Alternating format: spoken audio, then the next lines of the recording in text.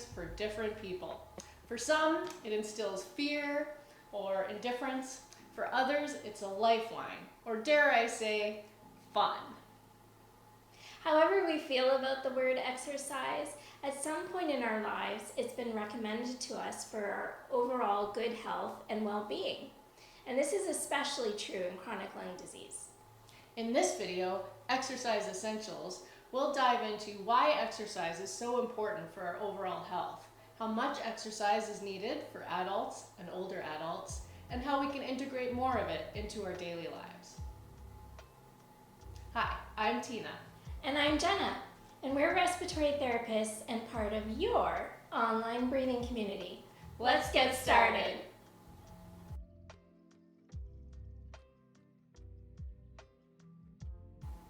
Here's the lowdown. Exercise has shown us time and time again that it is truly medicine, no matter what age we are. Exercise can reduce the risks of dying early from chronic conditions like heart disease, certain cancers, including lung cancer, hypertension, stroke, and type 2 diabetes. Exercise can improve our brain health, specifically by optimizing cognition and sleep. It reduces anxiety and depression, which can be common in up to 30% of people living with a chronic lung condition. Exercise can help prevent falls and the incidence of fall-related injuries. It increases our bone strength, our muscle strength. It can reduce pain by improving function in conditions like osteoporosis. Lastly, exercise can reduce the risk of excessive weight gain. Together with dietary restriction, it can encourage weight loss. There is no pharmaceutical tablet, vitamin, or therapy out there that can accomplish all of this. No way. Maybe exercise is that magic pill we've all been waiting for. If exercise is so good for us, then why is it so hard to do? Well, some of us live very sedentary lifestyles with little to no exercise or physical activity built into our daily schedules. It requires us to change our lifestyle or even change our life view a little bit. We need to create new habits. How can we get started? Well, very simply, according to the Canadian 24-hour movement guidelines for adults. It encourages us to make our whole day matter in 3 simple steps. Step 1, move more. Step 2, reduce sedentary time. And step 3, sleep well. Let's explore.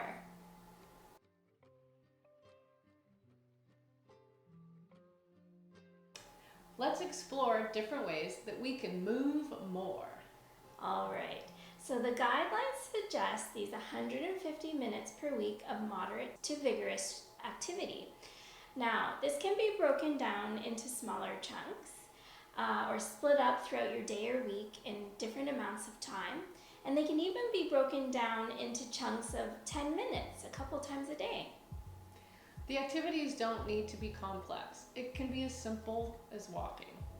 Look at our Walking to Wellness video for more information, and check out our intensity check video to find out what moderate to vigorous activity means for you.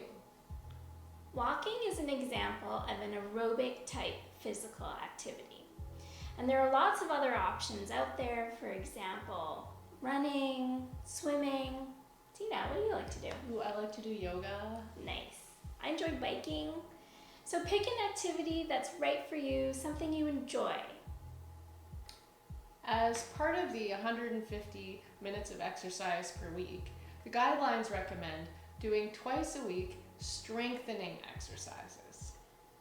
Oh yes, strengthening exercises are anaerobic exercises. And these are movements that target different muscle groups in our body, whether it's in our chest, arms, back, legs. And they challenge those muscles by getting them to work against a force or a resistance. And when that happens, those muscles can get stronger. So there's a lot of different ways to get strengthening into your routine. You can do this through using hand weights. You can use things like resistance bands. You can use your own body weight, like doing squats or crunches, push-ups. And you can use weight machines at the gym. So pick the one that feels right for you. Lastly, the guidelines recommend several hours of light physical activity, such as standing. Achieving balance, physically and metaphorically, is the key to agility and preventing falls. Which activities do you currently do in a seated position that you could switch to standing? I think for me, that might be working at my desk. Definitely go from seated into standing. Yep, get a standing desk. For me, it would be probably something in the kitchen, like meal prep, chopping veggies maybe. Absolutely, you could definitely do that standing at the counter instead of sitting at the kitchen table. Yep. So what activities do you feel that you could change from seated into standing? Find ways to move more.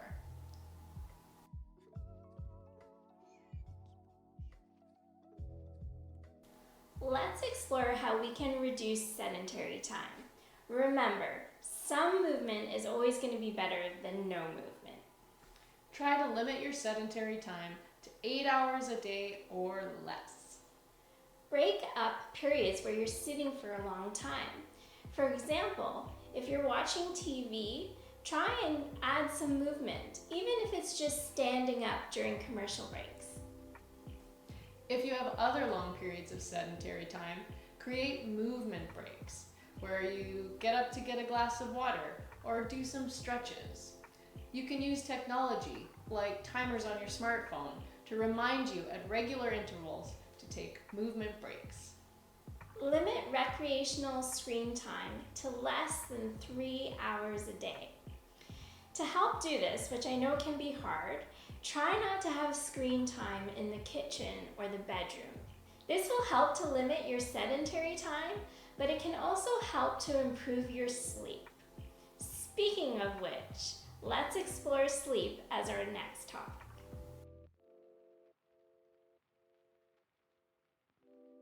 We know sleeping well is easier said than done.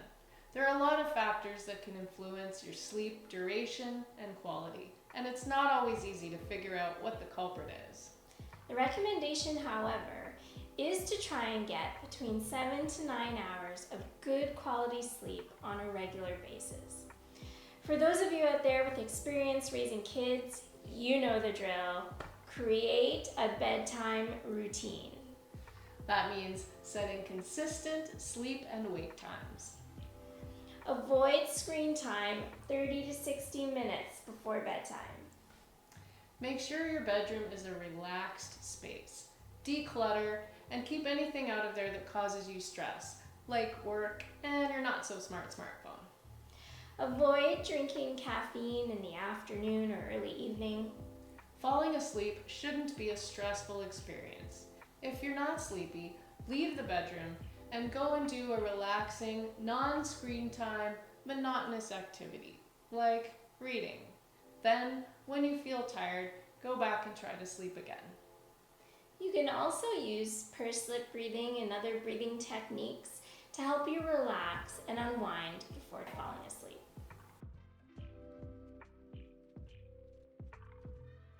Now, with all of this in mind, there's one important point to emphasize. Yes, physical activity is good. Movement is better than no movement, and less sedentary time is good.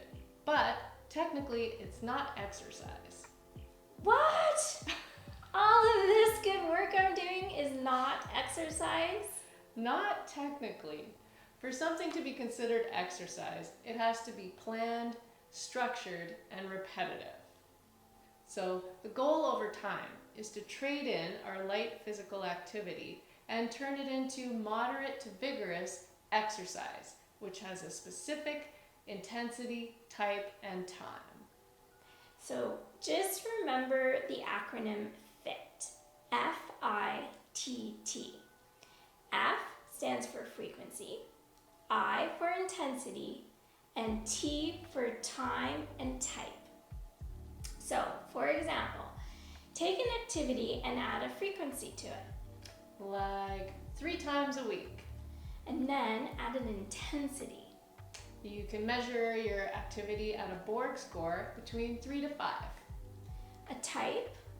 Like walking or biking. And a time. Let's say a 30-minute session. I see. So if I want to take my after dinner leisure walk and turn it into exercise, I would have to walk 3 times a week for 30 minutes at an intensity of a modified Borg score of a 3 to 5. You got it.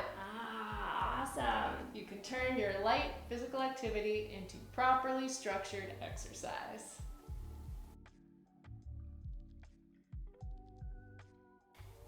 Now, once you're on the exercise train, toot toot, things don't stop there for aerobic and strengthening activities. You have to continue to progress for success. So for aerobic activities like walking, you can either increase the time or the intensity. Check out our intensity check video for tips on how to do this. So for walking, that might mean incorporating some inclines or some hills, or you might be able to increase your pace. For anaerobic activities like strength training, you can either increase the hand weight or the strength of the resistance band. You can also perhaps increase the reps or repetitions of the exercise that you're doing. So for example, if you're doing a bicep curl, you could go from doing 10 reps to 12 to 15. You can also increase the sets, which means if you're doing one set of 10 bicep curls, you could add on another set of 10 bicep curls with a breathing break in between. Then, as you're carrying on to progress, you could add in a third set of 10 bicep curls with breaks in between the sets. Just remember, when you're progressing for success with your strength training activities, try not to increase all parameters at the same time. So this means don't increase the weight or your resistance band and the reps and the sets all at the same time. Pick one, start with that, and then you can change as you go along. For exercises like stretch and balance, it's recommended to do these activities regularly to prevent injury. So when you're stretching, it's recommended to hold the stretch for 30 seconds at a time. And then as you progress, you can hold the stretch for 1 minute. We hope we've shown you all the ways in which exercise truly is medicine. We know it can be overwhelming to start a new routine and make lifestyle changes. Just remember to start simply by remembering to move more, reduce sedentary time, and sleep well. Check out our pursed lip breathing video for the breathing technique that you can use while you exercise. Once you have your new routines down, remember to progress for success. Use the FIT principle to turn your physical activity into exercise. From here, your body will reap the rewards of all of your hard work. So get out there and live your best long life.